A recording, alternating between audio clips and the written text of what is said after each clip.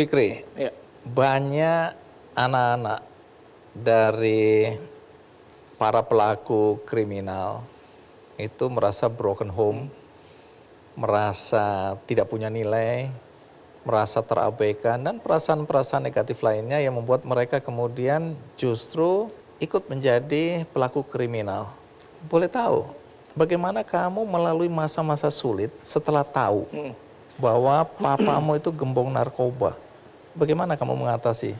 Iya, mungkin yang pertama sih kayak karena didikan dari selain dari papa, emang keluarga papa memang keras. Jadi aku terdidik untuk tidak mendramatisir suatu masalah. Sedih pasti ada, rasa sedih, rasa marah itu pasti ada. Tapi karena didikan-didikan dari kecil itu yang membuat tidak mendramatisir. Jadi ketika ketemu suatu masalah, aku cukup dengan cara mencari solusinya aja. Gimana caranya ini keadaan harus berubah dengan tidak mendramatisir, dengan tidak ada pemikiran kayak aku berarti jadi seorang anak yang seperti ini. Itu nggak ada banget sih di aku dari kecil tuh. Baik, soal pendidikan. Ya. Pendidikan formal lu sampai tingkat apa ya? S1. Ambil apa itu? Administrasi bisnis. Dari dulu sih papa tuh concern banget sama pendidikan aku. Selalu ditempatkan di sekolah yang menurut aku bagus juga. Selalu di sekolah yang memiliki standar yang baik. Dari SD, SMP, SMA, kuliah bahkan. Gitu emang selalu tujuan papa tuh yang pertama adalah pendidikan gitu. Ini, iya. Menarik ini ya, tipikal yang saya lihat ya. Aku pernah ngundang Hercules, pernah ngobrol sama John Kay. Dua orang ini selalu mengatakan bahwa bolehlah aku jahat, bolehlah aku pelaku kriminal, bolehlah aku kehidupannya berantakan, tapi aku ingin anakku tidak akan menjalani kehidupan seperti aku. Karena itu disekolahkan ke tempat-tempat yang bagus, didorong untuk kamu harus selesaikan pendidikan, kamu harus menjadi orang yang berguna, dan seterusnya. Hal yang sama disampaikan oleh papa ya. Walaupun waktu itu kamu belum tahu mungkin bahwa papa ini gembong narkoba, tapi papa memang dari kecil sudah mendorong kamu untuk menghargai pendidikan. Betul. Jadi ketika di satu lapas aku sempat bertanya sama papa, kok bisa papa jadi bandar kayak gini? Jawaban papa tuh semua jawabannya simpel, karena lingkungan. Bapak bisa sampai detik ini kayak gini itu karena faktor lingkungan. Papa dulu mulai dari nyoba-nyoba sampai akhirnya harus berjualan tuh karena lingkungan. That's why menurut aku kenapa? Karena akhirnya papa menempatkan aku di lingkungan yang baik. Gitu. Itu mungkin alasan papa seperti itu gitu. Iya, masuk akal. Jadi selama papa di dalam tahanan, kamu sering menjenguk atau? Sering. Setelah tahu papa itu pindah ke Jakarta ya dari 2013 itu, aku cukup sering. Jadi seminggu itu bisa 1 sampai 2 kali keluar masuk lapas. Dari pembicaraanmu dengan papa, apa penyesalan dia yang paling dalam dalam perjalanan hidupnya yang dia sampaikan mungkin ke kamu? Sampai akhirnya sih pasti banyak banget yang papa sesalin sih. Tapi yang papa bilang tuh papa jadi nggak bisa datang ke nikahan anak-anaknya. Jadi nggak bisa merasakan kebahagiaan selayaknya seorang ayah yang lain. Itu selalu diucapin sih sama papa. Tapi di balik itu papa hanya berdoa. Banyak banget berdoa supaya gimana caranya anak-anaknya tetap bisa bahagia dari setiap masing-masing anaknya. Kalau kamu lihat secara mental, kejiwaan, papa waktu itu siap untuk dieksekusi? Sangat siap itu papa. Bahkan ada di fase bingung juga ya, karena waktu itu aku udah nggak tahu, itu udah benar-benar kacau banget, udah ya setiap hari nangis apa. Kalau papa tuh nggak pernah ada kelihatan sedih, masih bercanda, masih ngebercandain. Walaupun itu sudah mendekati Itu saat-saat eksekusi? Beberapa jam sebelum eksekusi. Beberapa jam bahkan? Iya.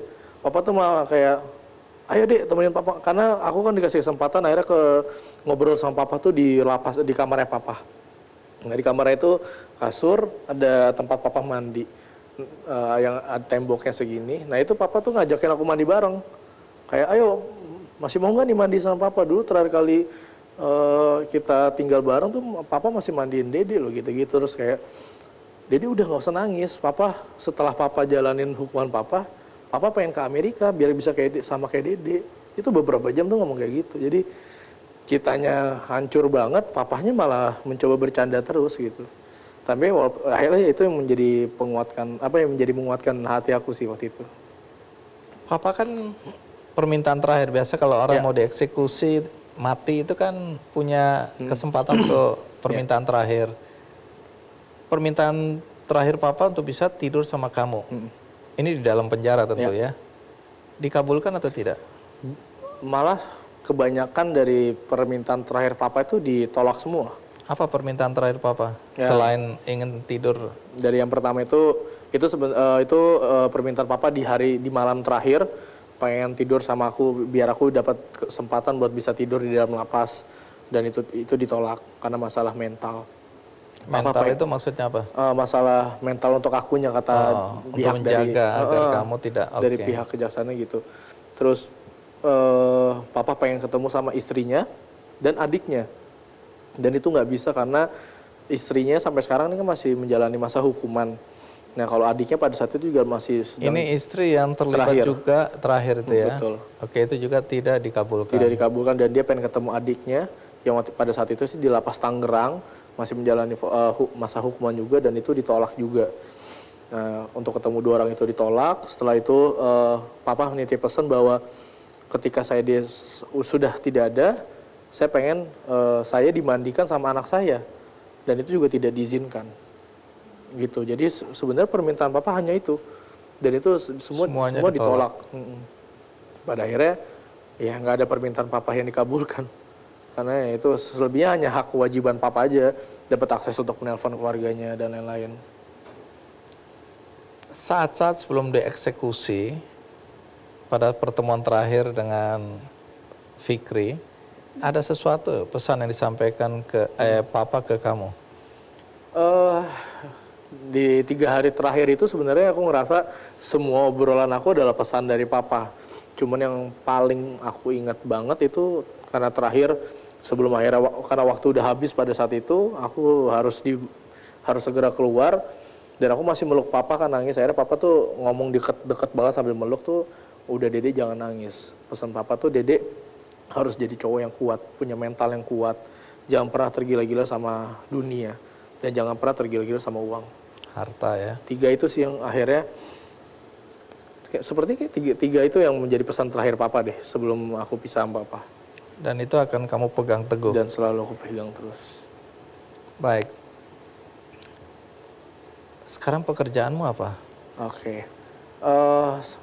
Setelah lulus kuliah aku sempat berkelana juga, sempat kerja di salah satu stasiun televisi juga. Terus akhirnya untuk saat ini punya satu media juga berbasis backgroundnya sih tentang politik. Jadi aku sedang menjalani bisnis seperti itu di bagian media. Papa dimakamkan di mana ya? Surabaya. Oke. Kamu sering ziarah ke makam? Ya cukup sering sih, jadi aku sih setiap 3 bulan sekali pasti Surabaya. Oke. Nah Fikri, ini pertanyaan penting ini ya. Tadi kan aku bilang kalau rata-rata ya umumnya, kalau ada keluarga yang terlibat dalam tindakan kriminal, apalagi kalau kita lihat narkoba, kan biasanya kita sembunyi, kita menghindar ya.